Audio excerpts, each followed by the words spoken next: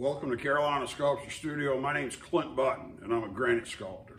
I'm going to do this is a sort of a part of my basic series on stonework. Just a quick background on me. I've been a full-time professional sculptor in the U.S. granite industry for well over 2 decades. Fully apprenticed under family and masters and everything, and do a lot of the work that everybody says can't be done anymore. We do it every day. Whenever it sells, we do it. And so one of those glorious lost arts that people talk about that we use regularly is using a compass and triangle to enlarge sculpture. You can enlarge sculpture, reduce sculpture. You can even reverse a piece. Or you can do one-to-one, and it's an alternative to using a point machine. It's how a lot of work used to be done. Now all this is figured in the computer. This is the basis of the knowledge of the mathematical functions that are used for CAD programming and everything like that, with using the function of a triangle to define a relationship between 2 different values. So this video is just a presentation of the method, and it's assembled out of several videos I've done as part of my virtual stone carving apprenticeship that's on my channel. This is just a cursory overview. It's about a 45-minute video in terms of content, and it doesn't show anything of fancy sculpture, figurative work, or anything like that. This isn't about eye candy. This is about the technique. So the life-size angel that I'll be carving with as a result of these videos is right here. And as soon as she's wrapped up, she'll ship out. She's underway. So you can check back, you're going to see that done. And if you want to learn more about this, I'll link the videos that I've edited and sampled from in the description, so you can go back and check it out. But I will warn you, this is complicated work. And there's a lot of things that if you don't know how to do, a lot of things that don't seem like they're fun or necessary or very art related, if you can't be very accurate and very, very competent in executing those different tasks and those different skill sets, you're going to have a lot of trouble doing this process. But it's all there on my apprenticeship series. Please feel free to subscribe and study it and learn about it. Send me $1 million. People say this can't be done in America. You got to pay for an expensive class. No, they know we exist. They just want to get paid. So anyways, sit back, relax, watch the whole thing. I don't need comments about dust collection and suction and danger and everything. I got all that taken care of. I can't talk to you when I got a mask on my face. And I've got, well-equipped studio with dust masks and suction, and I know what I'm doing. So, but anyways, I hope you enjoy this video. Sit back and watch. This should give you an introduction, and then there's several other videos. There's many, many, many hours of video on my apprenticeship series that you can watch to become fluent, and a lot of this translates directly into hand-driven work, to doing softer stone like marble or even limestone. So there's a lot of similarities, but hope you enjoy this video. Okay, now we're going to start talking about compasses, calipers, and triangles. This is not necessarily widely known or understood. There's a lot of people that have heard about it. There's a lot of people that have seen pictures. There's been some videos posted over the years of people swinging a compass to enlarge or reduce or even reverse like a full-round statue. It's amazingly powerful. And it's not complicated. It's not fast, but you have to do it very accurately. The big benefit is that basically you can take someone that's completely illiterate, and they can produce fantastic results with this method. You never have to put pen to paper and do mathematical calculations. You can do incredibly complicated work that you'd never be able to match with numerical calculations. And so you end up using the function of the apex angle of an isosceles triangle or the primary angle of a triangle in order to define a relationship between 2 values.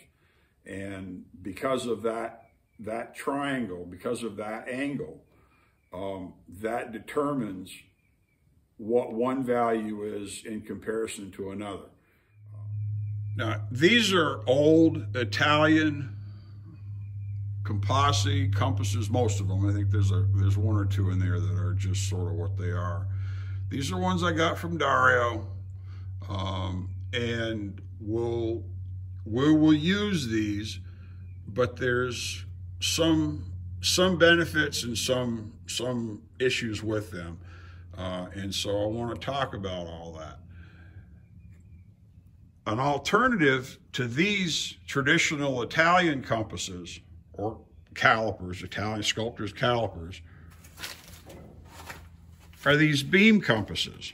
Now, these beam compasses are, I don't want to say they're kind of a trade secret. I don't think most people care. But I've got that set, this rack, and then we've got a few more on the other side of the stand here. We've got this rack of compasses. What we're going to do today is I'm going to show you the basics on constructing the triangle and what happens with the way we use a triangle in this capacity. And I'm not a mathematician. I probably won't use the right geometry words on what you do and where it goes. You know, I can cut stone. Okay, that's what I do. So this is what I understand. When you have a model, you'll take a measurement and say, I want to make this coffee cup, you know, 83% bigger, because I want it to be an exact height, whatever that height is. So I've got to take that measurement, and then I've got my measurement, and I know what my big measurement is going to be. And so I'll use those two measurements to create my triangle, to build my triangle, to fabricate my triangle. And then, because I don't know what all the other dimensions and measurements are, and then I can take a smaller measurement and apply it to my triangle in the right way, capture it with this, with my job triangle, my caliper, and apply it to the job. So a couple of caveats. I'm going to use big fat Sharpie markers that are still fairly sharp. Hopefully they're not out of ink. The accuracy of your work with this, with the triangle and with the compasses, has a lot to do with how small, how fine your points are, and how thin and sharp your lines are. Because if it's a vague line, if it's big and fat, it's going to be inaccurate. Okay, you want it to be really sharp and really fine. That's one of the nice things about when they show some of the, when they show stuff of this with the Italians over in Italy doing it, and they take a face of marble and they scratch a line in it, because you got a really super fine line. I don't have a big thing of marble. I'm going to show you how we do it here in South Carolina, and how they do it in Barry. Okay, right now we're going to start these triangles, and we're not going to get into specific dimensions, models, or anything. We're just going to construct some triangles so you can see what I do, and one way may work better for you. I don't know. Okay? Now, when I was learning how to do this, I was taught to draw an isosceles triangle by drawing a pair of parallel lines centered with you have a center point, and then you draw parallel lines equidistant apart so that this point is in the middle, and then you swing your calipers in order to mark your lines in order to build a triangle. And it works, but it's a little fiddly. And we're going to pretend that I drilled this hole exactly in the center, okay?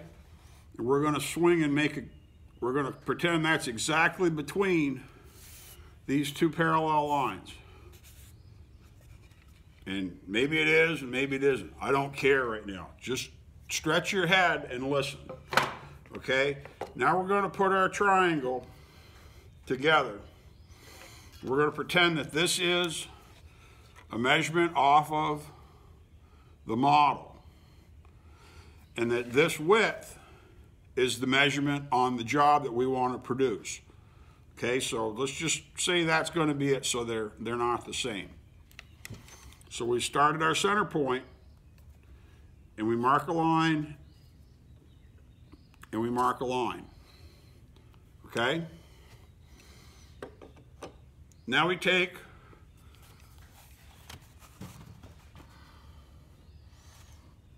our Sharpie.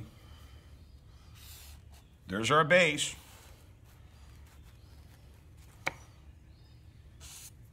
There's one side.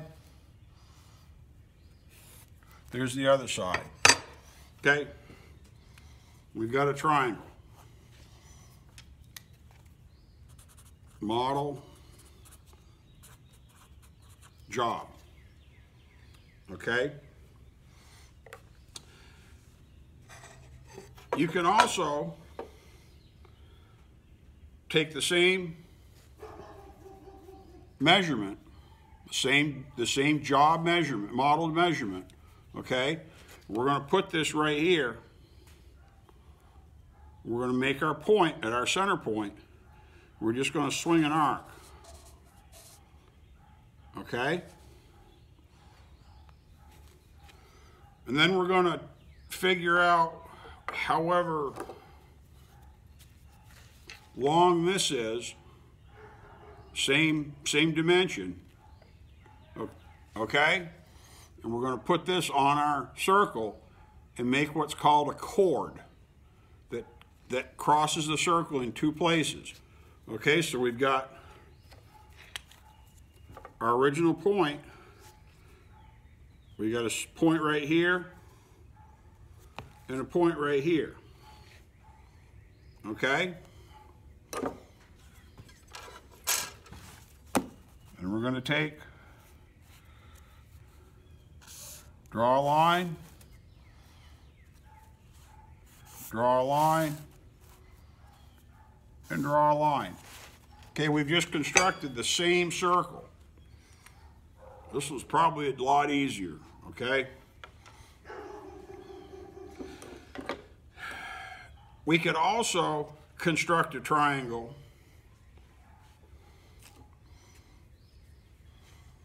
by starting at our origin and marking a line. Marking another point. This would be a line segment, okay? And then we go from this one, we come up here and we strike an arc. Okay? We take our job dimension, start at the same origin point, and we strike a line. So now we've got a point here, point here, and a point here. Model, job. And I know this is upside down. Just listen for right now. Okay? Remember, model, model.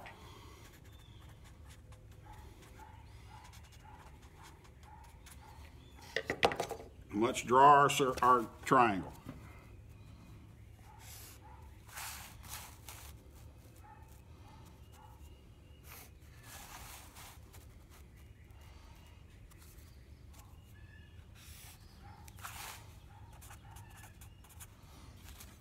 Okay, 1, 2, 3 ways to draw the same triangle. How you end up drawing your triangle, constructing your triangle, can just be a matter of aesthetics. I like this angle to be at the top because that's what I learned. It doesn't matter. We're going to work from either this point or this point. Okay?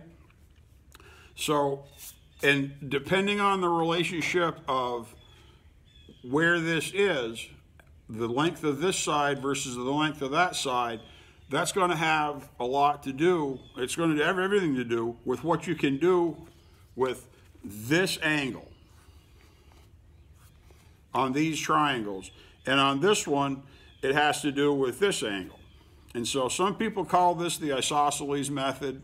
Some people call this the right triangle method because it's more like a right triangle. Once you capture this, it doesn't matter if you may not know what the biggest dimension on that statue or that job is. This angle is the important part. You can carry this on as far as you want. So even if you only have one small dimension that you want to enlarge to a certain point and the rest of it's going to be a bigger dimension, then you just do whatever you want to do. Once you get this, you can carry these lines out to infinity if you need to. Okay, you understand that part of it? All right, great. Let's turn the page and talk about some proofs. And what I'm going to do is I'm going to use the circle method because I think it's the easiest one to explain these proofs. Okay? We got our original point. We got our circle.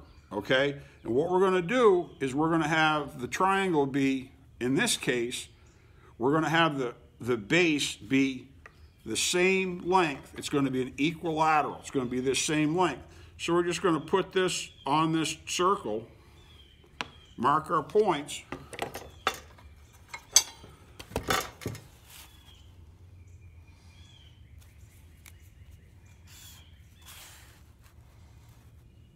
and draw our triangle.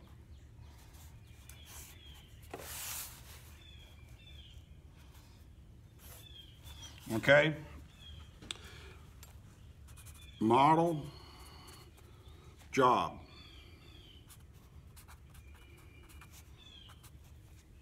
Equilateral triangle. The model and the job are the same size. That's a proof. That means that if we take a measurement from the model, say this is it. See if this caliper's, this is sweeter. We're going to measure, this is the model measurement. Okay? Because this is 1-to-1, we're going to put this in that apex angle. We're going to mark our line and mark our line. We're going to make 2 strikes, just like we did here. Then we're going to take another caliper and we're going to capture that dimension, that new calculated dimension.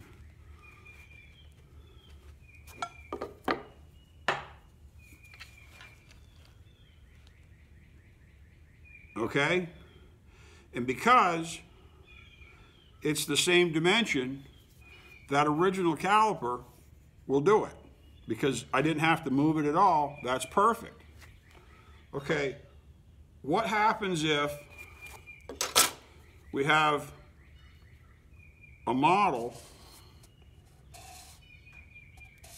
dimension, same thing, but the job value, there is no job, it's 0. Okay, all we have to do is put one little point right there because this baseline is 0.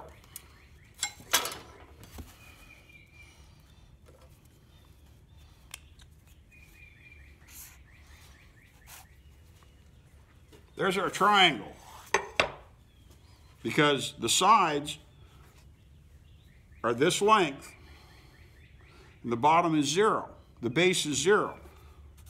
Model, job.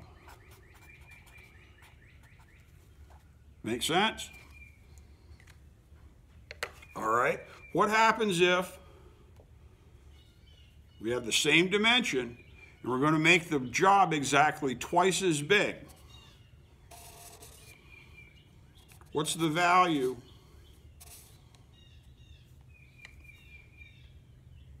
of the base of this triangle? It's 2 times this, right? So we've got 1, 2. And so if we draw that perfectly straight, and of course this is, I promise, is perfectly straight. What happens is your base, you have 1/2 is a side, your side is here. It's equivalent if these are superimposed. The top is the model, the top is the model. This is the apex origin. And then this whole thing here in the bottom is the job. So that's a factor of 2. So that means we don't need to draw a triangle if we're doing a whole number like 2. In fact, this is as big as you can draw this type of triangle. Because if I had this same dimension and I was doubling it, I could just start at, I could put it here in the center, mark it, and it would be twice as long. It would be the same as going from here to here.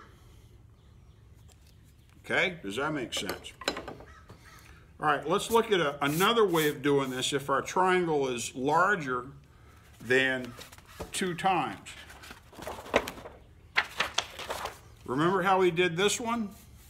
We walked it and then we swung it, and then this, we're going to take this isosceles triangle and we're going to change it.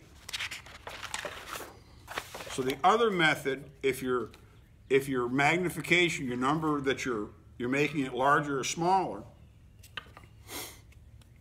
say it's, I don't know, you're going to multiply it from 2 to to 5.3. Who knows? Who cares? It's more than a whole number or a whole factor. So we're going to start with our center. We're going to mark our 1, and because this is the job, this is the model, we're going to multiply it times 2. All right, we've got 2, and then we're going to swing it. Okay? And let's just say, I don't know what the number is. Let's just say this is our value that we know is the 5.3 or whatever. It's more than 2 times. Okay, we go back to our apex and we strike our line. Now we've got a point, and a point. So we draw our triangle.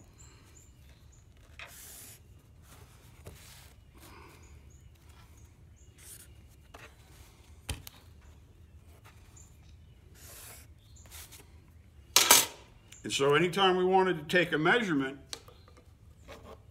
to enlarge on this triangle, for that job, we would take and we would go our 1, 2, and then we'd strike it on our job line, and then we could have grab another triangle, another caliper,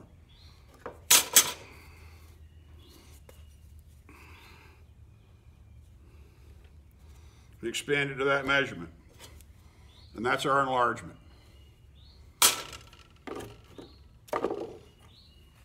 This is so powerful, and this is so elegant. Okay?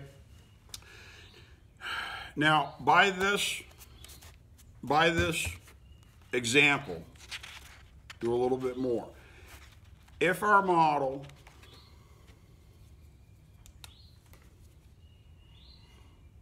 we got our same measurement,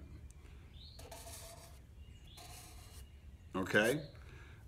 Say our job is going to be smaller than the original. So then we get our smaller measurement, we got our apex, and we find our chord. We draw our line.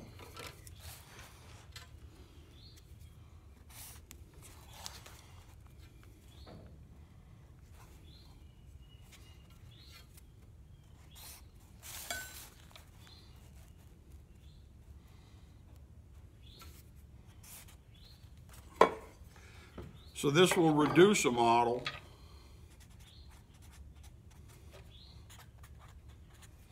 this will make it smaller. And the proof for that, 1, 2, 3. These are all proofs.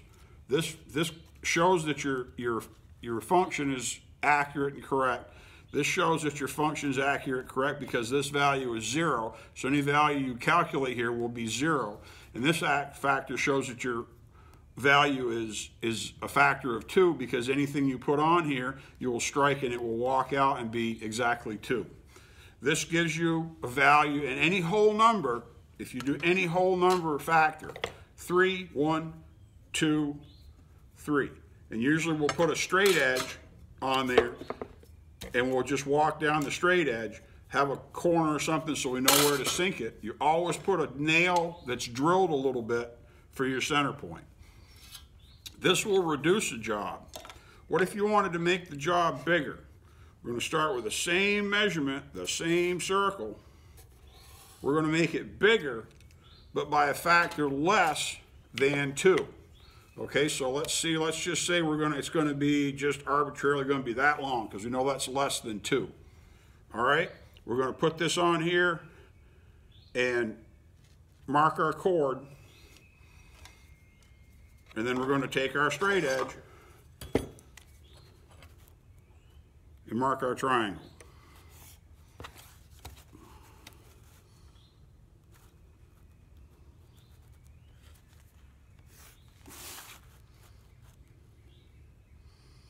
And you'll end up having a wide triangle with a bigger angle. Model,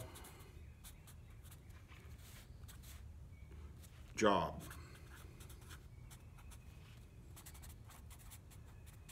And I'll put this on the screen at the end so you can see this. But we're going to run out of time here on making this video. But this is how a triangle works. Okay, this is how simple it is. This is a proof. This will make your triangle, whatever measurement you take on the model, will expand here and be the job. Whatever measurements you hear, and they will be the same, they'll be equal.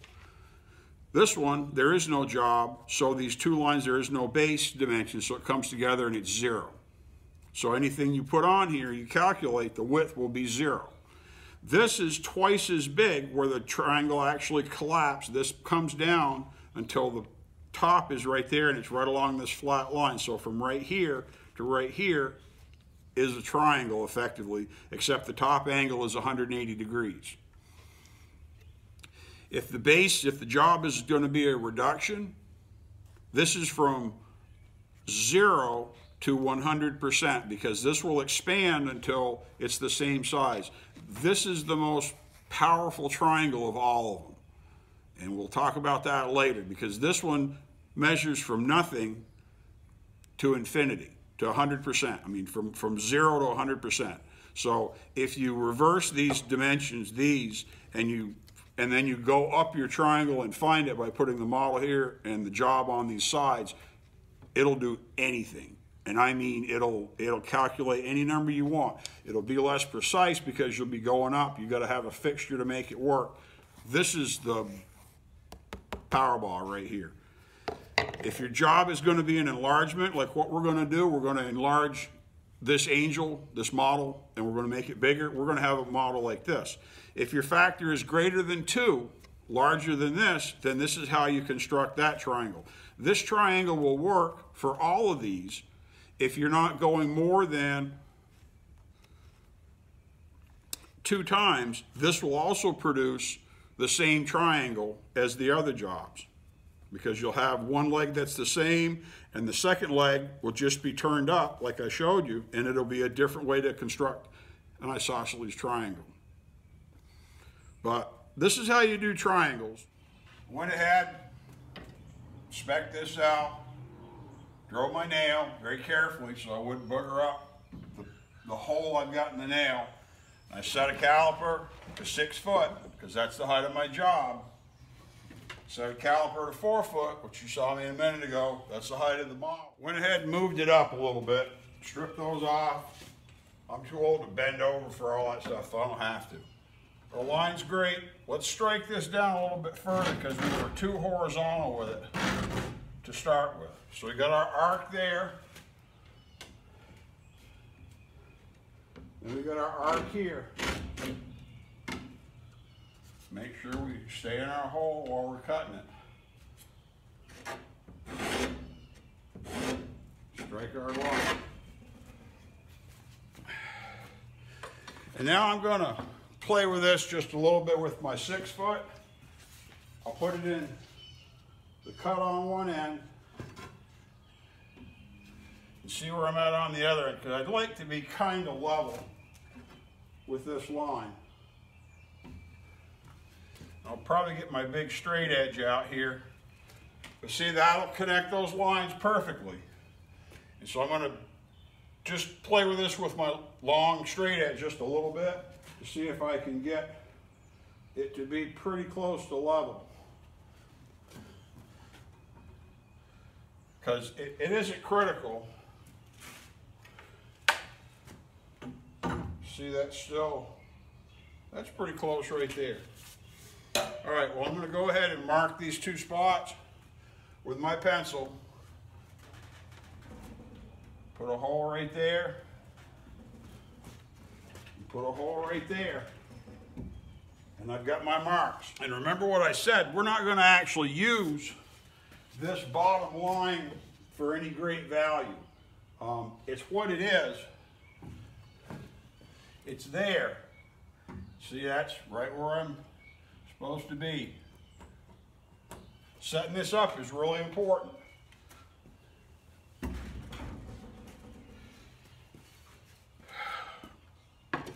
Because these lines can run wild.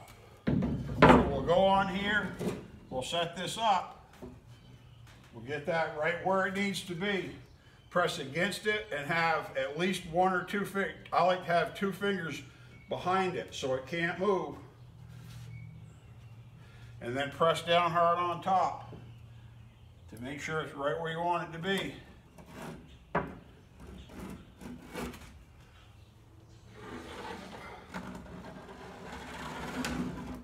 Don't trace it all over the place.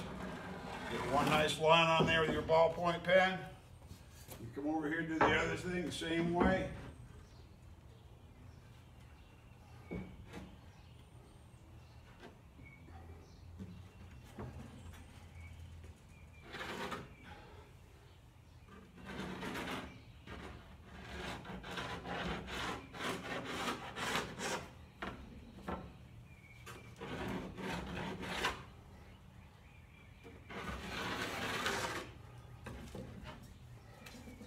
Now we have our triangle. A quick recap. We constructed our isosceles triangle, okay? We're going to take a measurement from our model. We're going to assume that I went over here and I took a measurement and this is my measurement, okay? Whatever it is. We're going to put it on a correctly constructed model. In the origin point, we're going to strike a line. We're going to strike a line. Okay, we're going to set that one aside. That's our model measurement. And we're going to take a different caliper or compass, and we're going to go between those 2 lines.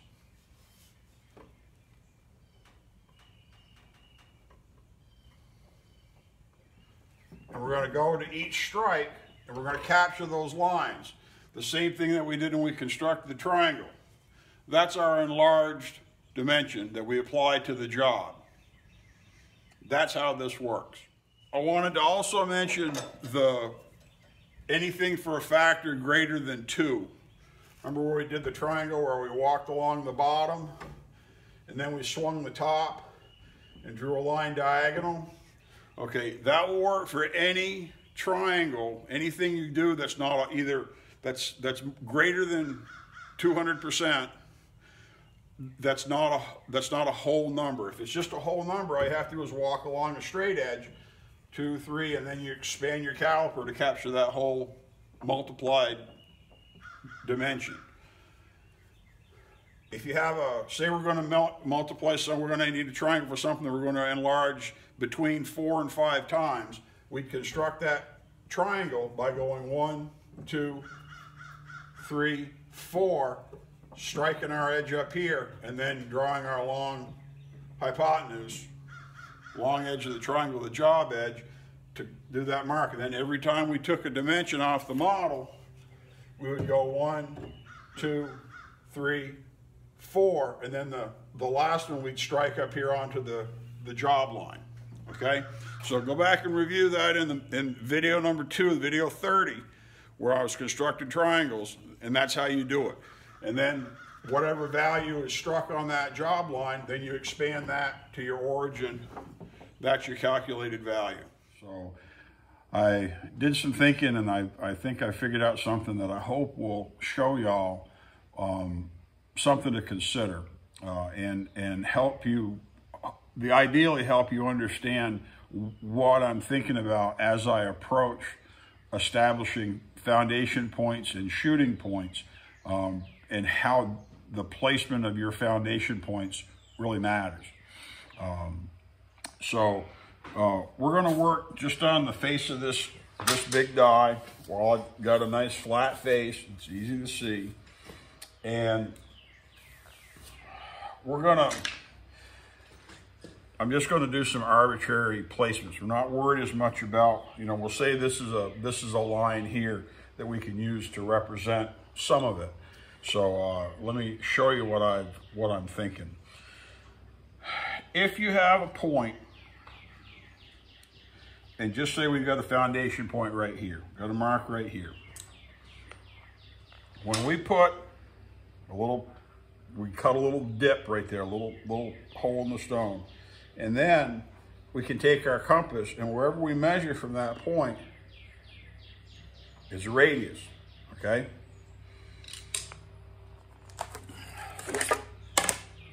This disc with the center placed right there represents a radius, okay? This actually is a two-dimensional representation of a sphere, because we're not going to just be working on a flat surface. We're going to be going either above or below the surface, depending on the elevation of our foundation point versus our target point. Okay, does that make sense? So this circle would be, half of this circle we could put on top here, and it would, make sense like a sphere. We're going to do that. We're going to pretend that this is our radius. Now, when you're working, I mentioned about having your foundation point and your job point, your target point, being divergent from between 2 points that you're shooting towards. And this is why. Let's just say we've got another point that we're shooting, and it's over here. And this is sort of tail wagging the dog going backwards. But see, we got another point that's right there. And so when we put this other compass on it,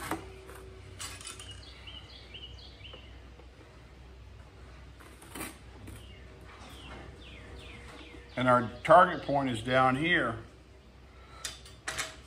this is how they come together. They come together kind of fast, and then when they get close, they approach really quickly, and then they just barely kiss, and then they move apart. I'm going to grab the camera. I want you to see this up close. This is the problem that you run into if your points, if you got your foundation point and a foundation point that you're measuring from, and a target point that are all three in the same plane at the same elevation. Can you tell where they hit? Where they actually meet? Because once they get past right here and they go to right here, it's almost impossible to see the difference. Even if we get really close, they just barely kiss. And so this is really a problem, especially if your radii are similar. If you don't have a big difference, just say, for instance, that this point over here was closer. Watch this. We use a smaller circle to represent that. See how they come together a lot faster? But then you still have a relatively difficult area to evaluate because they come together so closely. Okay, so what works better is if these points are on, these are always going to represent a plane, okay, because there's 2 points represent a line, okay, and that line can represent a plane. all right, or line segment, whatever you want to call it. What will work better, and we're just going to slide this up just for the sake of this discussion, is if one of them, say our target point is right here.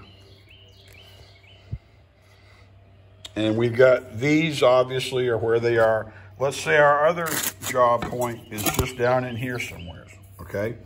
So we're going to put our point there. We swing our compass, and we swing our compass. Can you see how the relationship of those two, they come together, and they've got a perfectly succinct intersection. This is what we want. This is what we want to do. We want to have points that are at a different, they're in different plane with this, and hopefully there's going to be one that's longer, like this, one that's shorter. We're going to know that this point is not going to travel laterally like this one is. See how quick this sinks as your compass is coming down? This is the kind of thing we want to set up. Now, if we were not as far apart, just say it was like this, we could have it come down and cross, and if you're not paying attention, you're close, and then you go, and you dig, and now you're here, and they kind of go parallel. Well, you went too far, and you're going to dig until they cross again, and then that's a problem.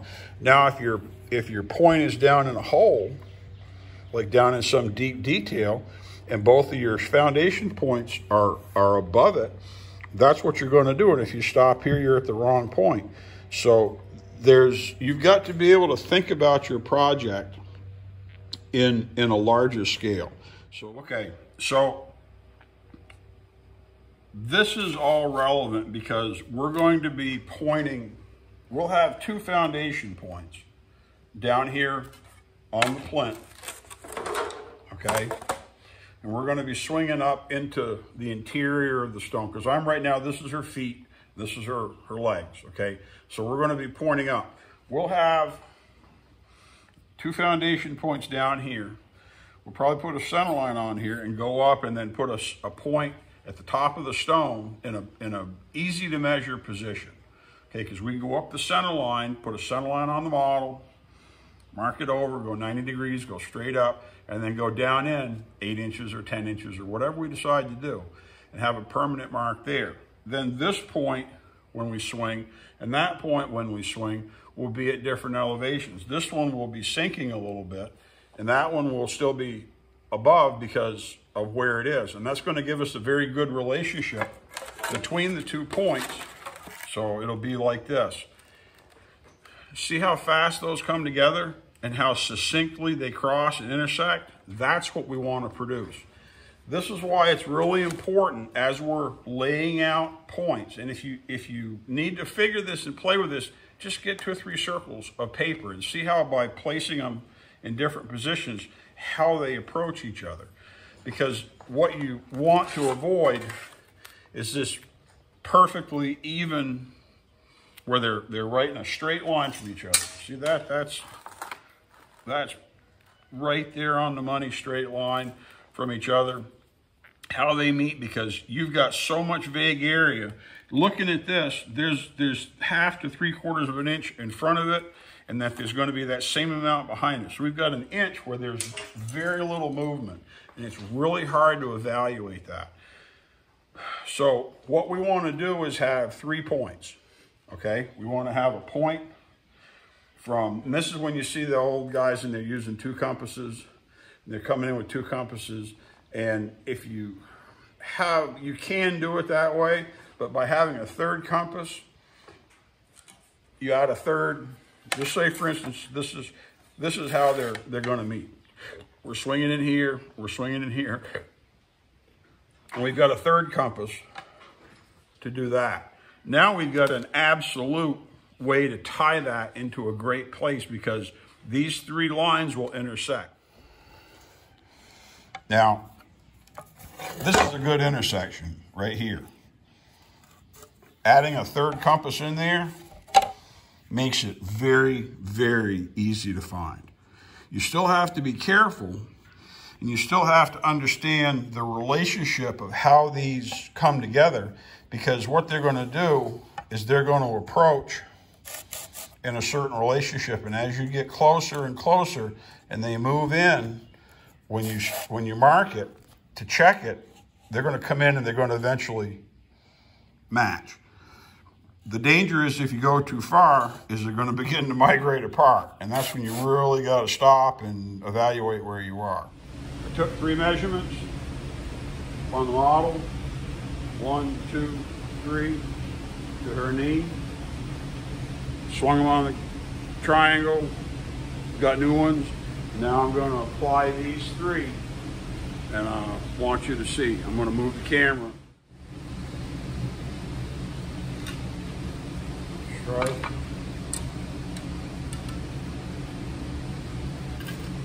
It's important to sort of hold them in tension. You'll learn how to run your compasses because different ones have some different amount of flex or stretch.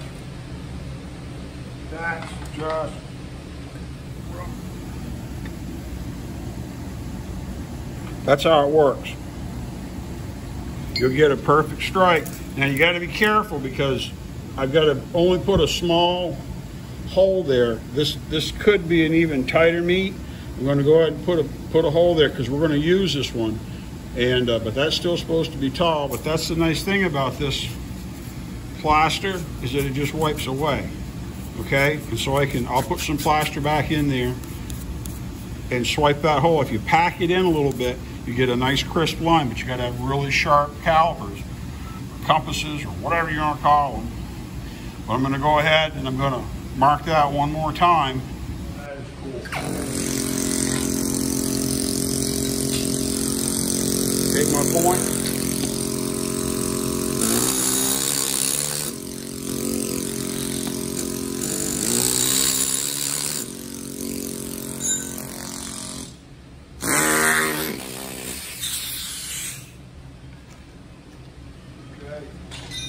Now I find my red pencil.